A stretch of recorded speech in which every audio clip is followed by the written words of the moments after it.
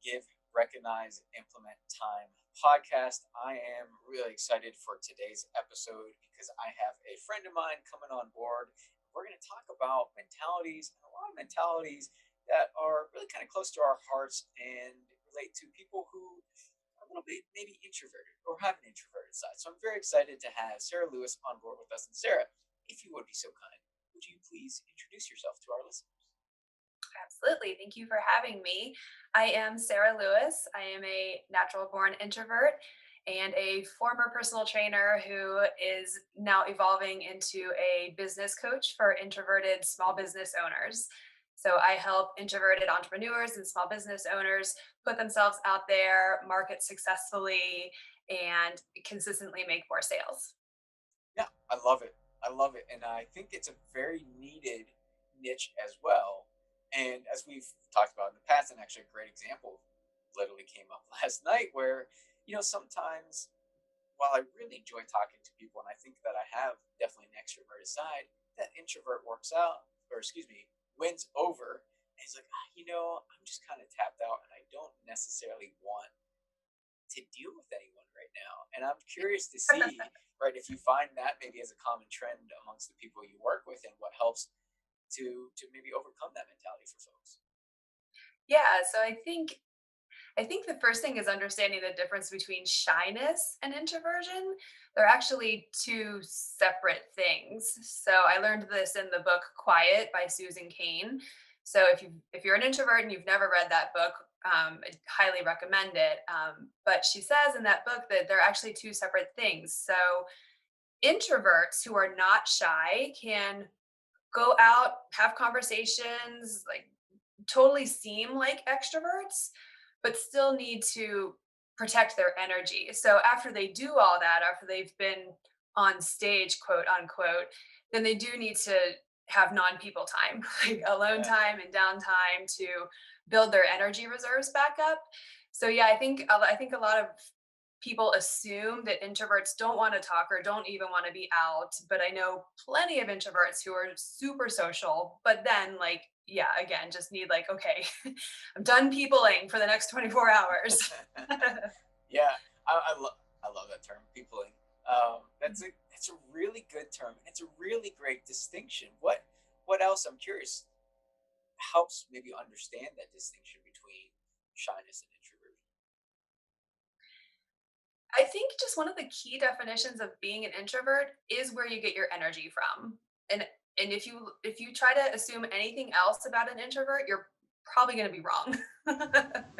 So introverts get their energy by being alone, and they build their social battery back up by being alone. Extroverts build their energy by being with people. And I think that's really like we have to like take all these societal definitions for introverts and extroverts and our expectations of them. Like we have to really strip that down and just be like, okay, the introvert is done for the day. No more peopling. The extrovert is still going to go out because they still want that energy build. So I think yeah, we have too many assumptions and expectations and definitions that we're trying to fit into a box when Yeah. it's just much more simple than that. Yeah. No, and it's a great point, right? The way that we energize as human beings, I think, is hugely important because one of the things I'll share that I see commonly across the board with the people that I work with right now is a lot of energy is being drained, regardless if you're an introvert or if you're an extrovert, because there is so much work still to be done. And universally, if I'm still employed right now during this pandemic, people tend to be overworked and that energy tends to be drained more quickly. And I can see you nodding your head, so I'm sure you kind of seeing the exact same thing. And I'm curious, what do you find maybe specific to kind of the introvert population that rings true in that arena and what really maybe helps them re-energize? Yeah. So right now during the pandemic, it is kind of tough. And I'll just use the example of you and I.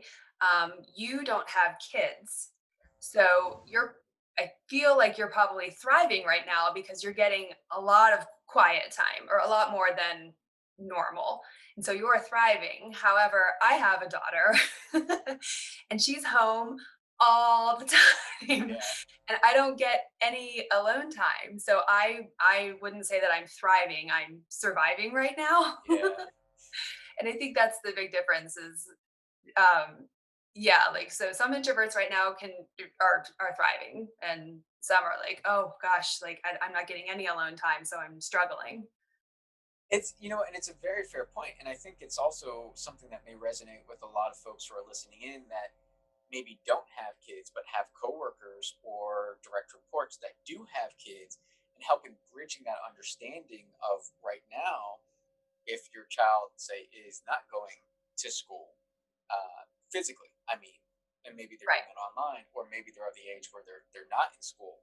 Anyways, that is a constant thing that for someone who maybe needs that time to be alone to recharge can be even draining. That does impact maybe work performance or just the way that they handle everything that's being put on their plate and the overload that can exist. And I think that's a great point that you bring out. And you're right, I don't have children. I do have two wonderful dogs that I absolutely love. And there are distinct differences, right, between fur babies and real human babies and children. And what's interesting, because I was thinking about this as we're talking, I actually get, I think, recharged and energized when maybe I step away from the day or during the day and spend time with my dogs, because there's just the affection there, the love, and I just enjoy watching them have a great, wonderful time. But it also, yeah, some responsibilities can be draining if I've got to get them out and I only have like 15 minutes between a jam-packed day. Right, it's a very interesting question, complexities, and maybe brings up a good question on mindset, how we approach it. And there's one of the dogs agreeing right now. Uh, if I'm maybe already in the mindset where I'm jam packed and I am perhaps worn from the day, now I've got to deal with a child or a pet or an animal, it can add to that frustration. It can add to keeping us down in this maybe non-serving mindset, and add to what de-energizes us versus perhaps energize us. I don't know. I'm curious. Do you find maybe the same is true, or do you find the opposite? What do you think? And absolutely, like, work and just the day-to-day responsibilities can be draining as well. Yeah. And I like to refer to, like, when us introverts get too much of that, like, I call it the introvert hangover, where you just like you're maxed out, like you haven't gotten enough alone time. It doesn't matter how much sleep you've gotten, you're still tired. Like, and you just feel like hungover because you can't focus. You have like that Yeah. brain fog, and you're tired, and you haven't drank anything, but you still Right. feel like you got hit Yep. by a truck. Yep. Yeah, so that's when you know, like, I really need to, like, really step away from everything, not just have quiet time, like quiet working time, but literally like complete downtime. So actually, a great question is, what do you think helps people really have that true downtime that they do need? Well, for introverts, I think it's being out in nature, like just going for a walk or a run. Being with pets, absolutely, because there's the unconditional love there, and there's not so much chatter like having a toddler Yep. around. Yep. It's true. Other quiet activities, maybe like painting or coloring. I've gotten into coloring a lot more lately. Um, but yeah, it's just those things that you reading. It's those quiet activities that you know that will just take you away from the day to day normal, and help quiet your mind. You know what's interesting? I find I do a lot of that where, especially right now, I'll admit I watch a lot of Disney Plus, and I have throughout this entire pandemic, because I need that happy, that joy back in my life, and to decompress and have maybe stark contrast from the day and then everything else that's going on in our world right now.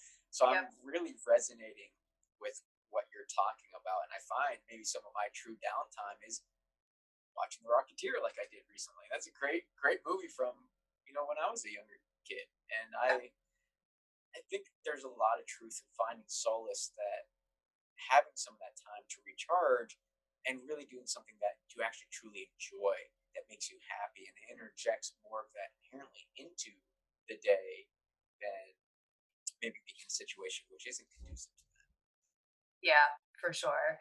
Yeah, like I usually go out around like 3 o'clock ish for a walk because I'm just like, that's it. Like, I, I've talked to too many people. I've sent too many emails. I've done too many things today. So yeah, it's like now I just go, and it's amazing because it helps you like process things, and it kind of like, okay, like now I've I've processed what happened today, and I can kind of move forward. And it seems like walking would be an energy drain, but it actually isn't. It, like, I feel it's really good for brain health.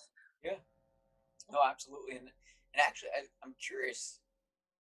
Do you find that it's maybe hard sometimes for introverts to give themselves the permission to do that, to step away, maybe feel like they're obligated, they have to continue down this path versus doing what's going to recharge? Okay, yeah, I can see you Yeah, nodding. for sure. Yeah, Yeah, there's I don't personally struggle with that because that's not one of my personality traits, but I know a lot of the people who are the people pleasers, and they say yes to everything, and they're worried about letting someone down, or they work themselves to the point of burnout. All those things are yeah, very prominent among introverts. I see it. It's just not something I personally deal yeah. with. Yeah. So when you do see that in other introverts and the introverts that you work with, what do you find maybe helps them say, you know what, it's okay to step away and take that walk? What do you find helps? Helping them define boundaries. Like, okay, like you probably feel that you need this downtime. So how can we figure out that you can actually get it? Like, Yeah, and it takes courage to say no to people. So there's a lot of mindset training that goes into that as well. Like, putting yourself first is hard, and I think it's a journey that you have to go on, but necessary for growth. yeah. Yeah. Absolutely, right, and you're highlighting one of the things that I also find, I think, very true with the people that I work with, even if they're not introverted and they're extroverted, is this giving ourselves permission to be human. The very first step in this process of grit, right? This podcast is it's okay. It's okay to be human. It's okay to want some alone time. It's okay to also feel like maybe I'm obligated to not have that. And we're truly not alone in that, right? We're having this conversation as two introverted people talking about other introverts and finding that there is that commonality there. And it's okay because there's a way forward. It's possible to Yep. say, you know what, it's okay to take that break. And I am capable of taking that break and then making that choice to actively do it, right? And then building, like you said, that process, those habits in that then feed me that downtime that I need to be my best self throughout the day. Yep. And I find that fundamental very first step is one of the things that we struggle with the most because we're actually very action focused today, right? What do I do? Can I do this? Can I do that? How do I make this happen? Versus maybe addressing the underlying mentalities that dictate if that's a successful action or not for us. Yeah, and I think if like you were saying, like making things happen, like if productivity is something that you're struggling with, then it's time to take a look at how much am I doing for myself? How much of my daily time is given to my agenda versus how much is given to other people's agenda? And we all, I mean, and parents, spouses, whatever, pet caretakers, I mean, you do have to share some of your own time, of course, Right. but remembering yourself and all that. Yeah. Hmm. What else actually, since we're kind of on that topic, right, of downtime, being true to ourselves, also sharing part of ourselves with the significant relationships we have in our lives, what else do you find right now is maybe a kind of a top need or struggle that introverts are going through at the I, I do think it's setting boundaries and asking for what we need right now. Yeah, like I hate to stereotype this way, but like the women I still feel are like the primary caregivers in most households. So I even had to have a conversation with my husband. Like I can't do all this. I own my own business. I work from home. The child is home. I need to get my own things done just as much as you need to get your things done. So it was helping him realize like, hey, I, moment? I can't do this alone. Like I need help. So and that was hard for me, like because you don't want it to turn into a fight, right? But the conversation still needs to be had. Um, So yeah, like right now specifically, it's making sure that you have boundaries set to take care of yourself. Yeah, and I think you highlighted one of the keys that I find to ring true in any situation where you want to talk about boundaries is being able to have that conversation. Because without those conversations, we can't actually successfully set those boundaries with folks. And Yeah. what's interesting on that conversation too is I feel as you have those conversations and you talk about the boundaries and what you really truly need as an individual, we will really naturally gauge where that other person lies, right? And if there's someone who truly is in this kind of this equal relationship or equal friendship or cares about us, they're definitely going to want to help us, right? And be involved in setting those boundaries, getting us what we need, having that give and take or that compromise, depending on the kind of relationship. But if they don't, that's also maybe a good indicator too. Is what does this relationship with this person really need to look like for me to get what I need? And does it need to be adjusted, tailored back? And maybe even in some cases, is this a relationship, friendship, quite significant other? Does it need to be in my life? Is it serving me Right. in my life? Yep. Yep. And well, marriage is Right, constant work, as they say. right, Yeah. So it's not one of those relationships you can like just ignore or easily leave. right. Yeah. So constant effort. Yeah. Uh, and and I love the fact that we're talking about it because I think it does take an absolute amount of courage to have conversations with people and to be able to kind of vulnerably share that part with us of I may need some help or I can't do it all. That's actually a hard thing I think for a lot of people to admit is I can't do everything. I need to take a step back and maybe do one thing at a time versus trying to get all of these 50 different things done perhaps. Yeah, and now you're hitting on what my struggle is. I'm not a yes person like to other people, but I'm like I have the ability to do everything and I can handle a ton of work. Like I really truly can. I'm very capable. But it verges on like control freak. And then it's like, well, I'm trying to control you and I'm trying to control you.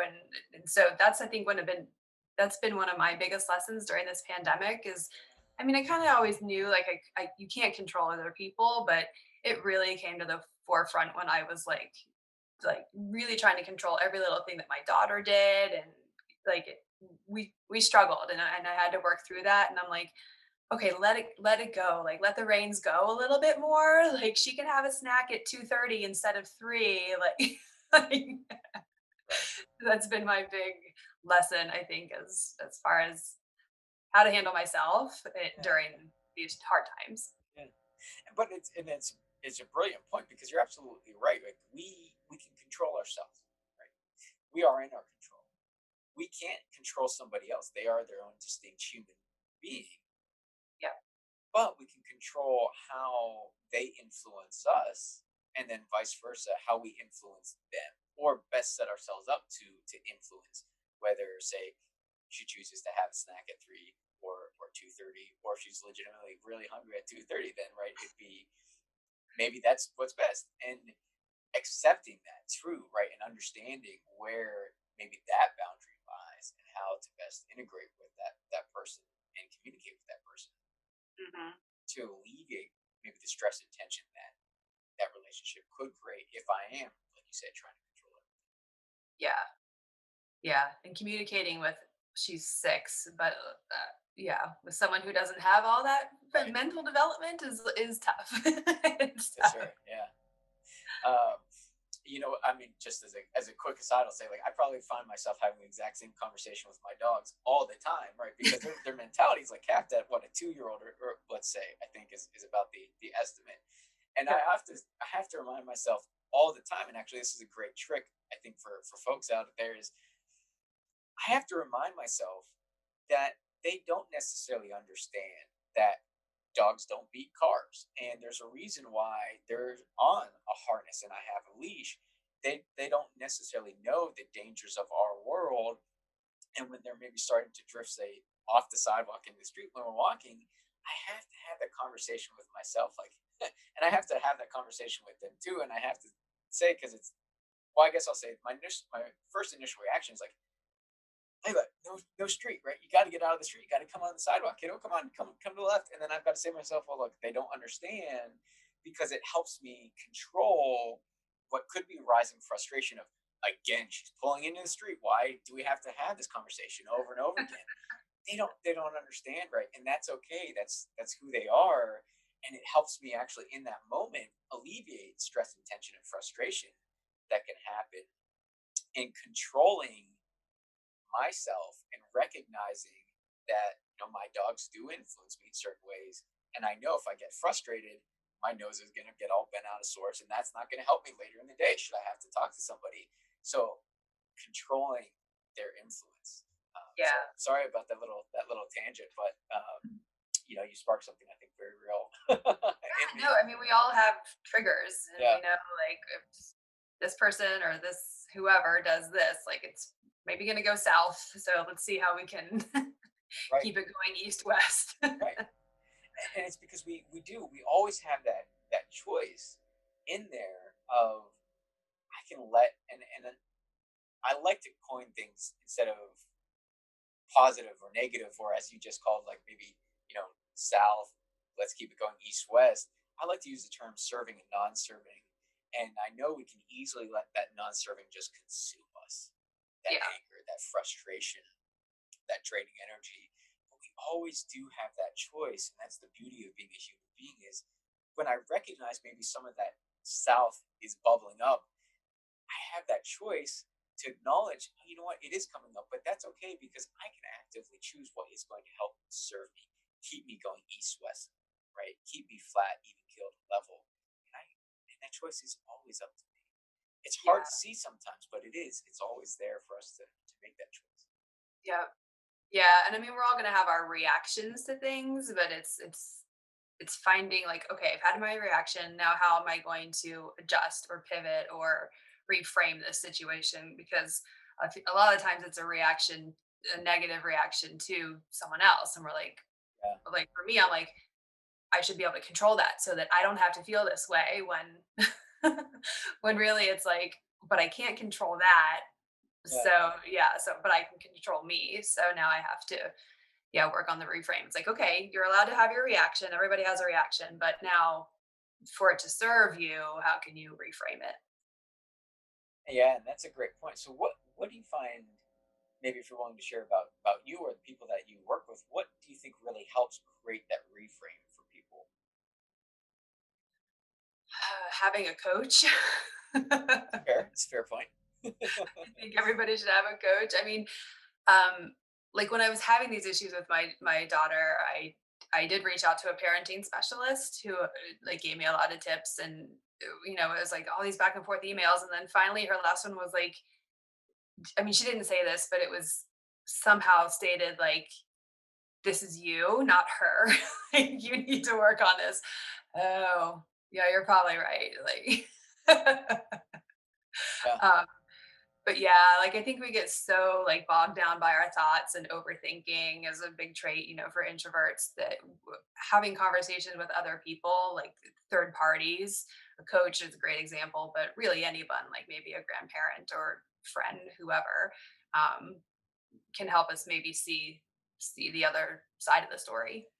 Yeah, it's a wonderful point, because there's a couple things I think in there that universally are true. When we're forced to talk something out or even write it down, you're actually processing so much information, right? That's up here in our brains, and we're forcing clarity to come from it, because we're not expressing all that data or that information that's maybe up here in our brains when we speak. We've had to go through that process to literally filter it out, to make sense of it, to combine it, to make it clear, to bring those realizations, right? To have those conversations with folks, which is why they're so helpful, regardless of whom you're having them with. But I will say that I do find, I think,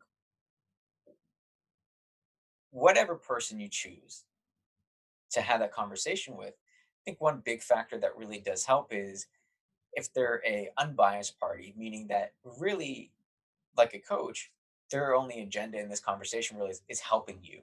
And that very well could be, right, a grandparent, it could be a coach, it could be someone else. And it's a distinct shift, I think, between kind of being sympathetic or compassionate to the situation you're going through and really focusing on helping you answer those questions, see those other perspectives, create that clarity, right? And essentially maybe get out of that tunnel vision so that we can say, oh, yeah, maybe there's something I'm doing that's kind of influencing this and coming across in a way that I don't want to convey a habit that maybe my daughter's picking up or my dogs are picking up. Mhm. It's a very interesting process, I think, to go through, but a very distinct shift of when we do find someone to talk this out with, what is their focus? Really being sympathetic or truly helping us unbiasedly understand the answers we're seeking. Yeah, yeah, and that's an important point is that you're talking to the right friend if you go the friend route because there's a lot of friends that'll just help you feed that negative thought and Yeah. be on your side, like, right? They have the good intentions. Like, I support you, you're right all the time. Yep. But yeah, yeah, some of those can, yeah, feed the negativity. And it's interesting, and I forget which comedian this was, but I think she made a joke about the exact same thing that you just brought out, where I think the debate was whether or not she was going out or not, or she was engaging in certain activity. And she went through like different friends of, oh, yeah, this person is the most conservative. They definitely said no. Then I went to this person who's kind of in the middle and they said, maybe. And then I went to this other friend. I'm like, oh, yeah, go for it. And then I just kind of, right, took off. I went through that progression to find the answer that I wanted to hear. I think was kind of really the punchline of the joke and the progression she went through. But it's a beautiful point you just highlighted is we may inherently choose who to speak with because maybe subconsciously we're not quite ready to hear an answer or to vet something out versus really kind of seeking that answer. And when we do make that decision maybe to speak to somebody, that could be a good thought to have is what's prompting me maybe to choose this individual to speak with. Yeah. Yeah, that would be a good pause before you actually pick up the phone or send the email or text or Right. whatever it is. Yeah, Yeah. definitely agree with that. Mm. So what else? Maybe shifting gears just kind of quickly again. What else do you find right now specific, I think, to introverts that is maybe a kind of top struggle that you find, not necessarily just in these times, but as a whole that we can speak to and help folks with.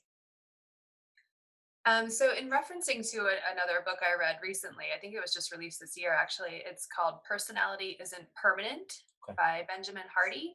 Have you heard of it? I have not. Okay. I think it just came out in 2020. Okay.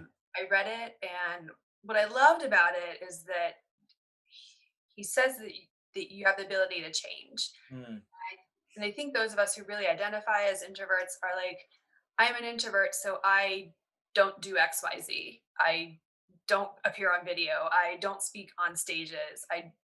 So we think introvert equals something, right. right? Um, and what he pointed out in the book is that like the Myers-Briggs personality test, which most people are familiar with, is actually not grounded in science. Mm, It wasn't a scientifically researched way to identify personality. And he's a psychologist, I believe. So that was like, oh, plus that's mm, over 100 years old now. um, so it's kind of like, oh, well, yeah, like if we've had traumatic events in our life, like we can reframe those kind of like we talked about. If we are an introvert or an extrovert, but we don't necessarily like some things about our personality, like we can change that. And there's skills that we can develop so that we can improve. So you don't yep. have to like become an extrovert, like, right? Like introvert is a real thing. But for me, like my Myers Briggs, because of course I took it, is ISTJ. And one of those, a few of the things are like that I'm robotic and non emotional and can't be vulnerable. And I don't like all those things about myself. Mm, So or don't want those to define me. So I actively work on not being those things, right? So even though that's maybe my bias, that I can develop skills, like I'm actively seeking to speak on stages, podcasts being one of them, and Yeah. literal stages. So I'm developing skills that and being able to talk to my sensitive child, right? Like, so yeah, I can change. I'm not the same person I was 10 years ago, but I'm still an introvert, right? But that book was like kind of like a game changer for me this year. It was like, yeah, Yeah. like we do have the ability to change regardless of how someone else again has like defined us and how we're trying to fit into this particular box, or maybe how we're using our own personality to justify our limitations. Yeah. And I love where this conversation is going because it's a very interesting point because there's often polar opposite opinions on this. People don't change or people are capable of change. And the answer, honestly, can be both. And it depends on maybe what is it that we want for ourselves. Do we want to make that change? Because change, it takes time. Literally the last piece of grit is it's time because we don't change instantaneously as human beings. We're not on demand, we're not Amazon 1 or 2 day delivery, right? It doesn't happen overnight because maybe let's say for 30 years we've been doing something a very specific way that really does wire our brains and create this neural pathway that says, okay, if I'm going to do this, like drive a car, here's how I'm going to do it. That's firmly implanted. Maybe I want to change that, or maybe I want to change my comfort level with speaking on stage. Maybe every time before I go on stage, I feel this discomfort and it leads me maybe to not doing it. It kind of wins out, right? There's that neural pathway built into our brains there. If we want to change that, we do have to create this new one, understand what does that now actually look like to actually get over that hurdle to speak on stage and start building those confidence, creating those steps that we now build in a new neural pathway in our brains that creates confidence, allows us to speak on stage and engage in that more while lessening the old one that essentially kept us back from doing it for that to eventually flip flop. And it just takes time for us to do that. So, absolutely 100% agree. We very much are capable of change should we decide that we want to do that, right? And we want to engage in that path to do it, recognizing it does take some time to do that, which is hard, I think, for a lot of people, right? To give ourselves the time it takes to change. Absolutely. I mean, we want instant gratification, Yep. um, but yeah, I mean, it's a constant practice, like that you do need to or want to evolve into something. And what you were saying made me think of Robin Sharma's Mm, quote: "The more you run towards your fears, the smaller they become." mm, And that's kind of one of my like yeah. it's one of those quotes that stay at the top of my mind because it needs to be like a guiding light for me. Like, yeah, just run towards your fears. They're gonna get smaller. It's so true. Yeah. Facing the things that maybe give us trepidation or fear, I think, is also maybe to one of our early points, something that does take courage for people to do. For sure. And it's okay that it takes a little bit of time for us maybe to work up that courage to do it and to really take that first step. And actually, maybe I'll see your quote and give you another one. One that I personally love as well by Dr. King is, you don't have to see the whole staircase, just take the first step. Yes. And I apologize if I'm maybe misquoting that slightly, but it gets to that point, right? Is I may not have to see the entire path. And if I just take that first step, to your point of maybe running towards my fears, it's going to get a lot easier to really confront them as I move forward. Yeah. I'm familiar with that quote as well, and I Okay. love that Yeah. too. Um, so to that point, actually, if you were to maybe give some tidbits to our listeners on what can I do to maybe start running towards my fears, what would you say to them? Yeah, I would first say, okay, let's figure out like why this is producing fear or anxiety. Okay. And I would say 99% of the time, like we are catastrophizing these things. Mm, And so we have to pause and ask ourselves, is this really true? Like, say, like you want to do like Facebook Live and you're like having massive anxiety about it. And then because you hate the sound of your voice, or because you're afraid the trolls are going to come out in force and be like, your hair looks awful, or Right. Right. whatever it may be. So it's like, wait, pause. Is that really true? Yeah. No, no. Your friends are going to show up. They're going to watch. They're going to be like, hey, Steve. Yep. Like, so I think that's the first thing is pausing and asking if it's really true because yeah, the catastrophe that we can build up in our brains is just runs rampant. So again, that being mindful and pausing is the first step, and then consistently doing it. Because I know a lot of introverts will build up the courage to do it once. They'll be like, oh, well, I did a Facebook Live yesterday and I need all of today off, right? That's the introvert hangover there. Yep. But then because was so draining, they'll wait like 6 months to do it again, but you haven't Mhm. had enough time to evolve, right? It's like, okay, well, you survived. So let's do it again next week or 2 weeks from now. So it has to be more consistent than these huge breaks in between because Yeah. otherwise it's not enough practice and consistency to truly overcome those fears and anxiety. Yeah. And those are some great, very well practiced points. You're starting to really hint at some cognitive behavioral coaching there too. And what are these beliefs and how do I challenge them? It's and I bring that out because it's a very universal truth of that is a very, very good way of helping us understand the fears that we're interjecting, the all or nothing thinking, the uh, negativity or the non-serving thoughts that tend to seep in because we maybe assume the worst, right? It's a really good, solid way of doing exactly what you just said. And then to that latter point of the practice piece, really building those small steps, one step at a time, creates confidence, builds momentum, but it's important to keep that going, as you said, is one small step at a time, one foot in front of the other in a good kind of continual pace. And maybe I did it once this week. So maybe I could do it once again next week or twice, or then twice that third week or three times that third week. Keeping that momentum going really creates that foundation, builds those neural pathways, and then leads us to where we want to go. It makes it a lot easier later in life to then say, yeah, I got this Facebook Live, no problem. Or even if those thoughts come in again of, oh, the trolls are going to come out and, you know, uh, rate me poorly because of this, it's a lot easier to overcome that once we've really solidly built in those practices Yes. already. Right. Yeah, for sure. Yep. Yep, you hit the nail on the head with that. Like, yeah, because eventually something probably will happen, but if you've done the work beforehand, then it's like whatever, just like brush your shoulders off. Like you can move past it fairly easily. Yeah. That actually happened to me. Like um about a year ago, I got my first troll comment on Instagram. Mm. And I was like, whatever. Like, it didn't phase me. Um, and there's also that school of thought that like, well, if you've said something that really moves someone to troll you, then that's a good thing. Like Mm. you've uh, Yeah.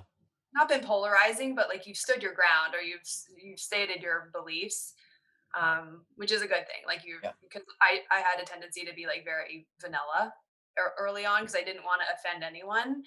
I wanted, everyone to agree with me because, like, well, I need likes on my posts, so I've had to move past that and be like, no, no, let me speak what's true to me. So Yeah. That's a phenomenal thing, maybe to really end on, honestly, is speaking our truth is a very important thing, I think, in life, and there's definitive ways to do that which really will resonate with people. The right language, the right choices, things that truly do come authentically from our hearts will resonate with people. And there is a right way, I think, to do that. There's also a way, like you said, that can really polarize things and maybe come off not the way that we intend. So there really is a great way of speaking our truth in a way that's going to really resonate with people versus speaking our truth gears at polarizing and dividing people. I think is a great distinction, but it's a very true thing that can really help us spread our message, create those boundaries and those conversations we want with our others. And really even for ourselves, our self-talk that we're starting to talk about right now of is this really true that the trolls are going to raid my Instagram feed when I want to do a post or a Facebook Live? Yeah. It's a wonderful point, actually. Mhm. Thank you. Thank you very much for bringing that out. Yeah. So, if we were to maybe leave everyone with a couple key things from today, what do you think people should really walk away with from our conversation today? I think it's that you have the ability to change if you want to. If there's aspects that you don't, that you're like, oh, I'm just like that way, or that's just how I am. If you're saying that and to justify things that you don't necessarily like, know that you can develop skills and rewire your mindset to change that. And you used like the term wiring a lot Yep. during this conversation, which, yeah, I'm like totally dorking out on like neuroscience books now. But it's Love so it. cool, like, it's so cool, like, brain science. Um, but yeah, as coaches, I guess that's what we nerd out Yep. on. But yeah, so you have the ability to change if you want. That introverts need downtime, and that's the only definition of an introvert. Um, those are the 2 things that are standing out to Okay. me. Yeah. And I think they're very, very powerful points that we have that ability to change and we are capable of making that happen.